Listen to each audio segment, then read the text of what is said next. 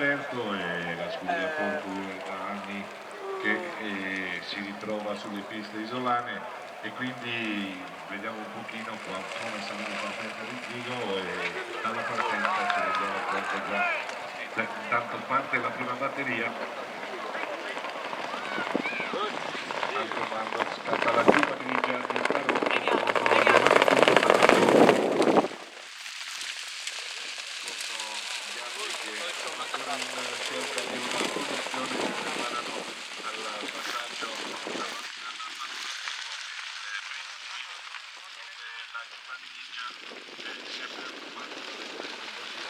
che si propone ad affiancare a Baita De Sedini, i due viaggiano in coppia con in terza posizione Baruffa, in quarta Battaglio, a seguire poi Rediciov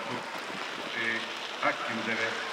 a Baita De Sedini, cavalli che affrontano la retro opposta dove al comando è sempre Tarocco, saldamente nelle mani di Giovanni Pinto. Tarocco che ha 2 di vantaggio nei confronti della giunta nera di Zigo, in questa posizione è sempre il controllo anche Baruffa, che provano a garantirsi il posto in finale, mentre recupera Rediciov che prova ancora dalla quarta posizione a trovare la qualificazione. Saldamente al comando la giunta grigia di Tarocco con Giovanni Putu, Tarocco che sembra ormai facile vincitore, Tarocco nei confronti di Baruffa, Tarocco, Baruffa, mentre al terzo posto conclude il numero 3 Abaida De Sedini con Salvo Vicino.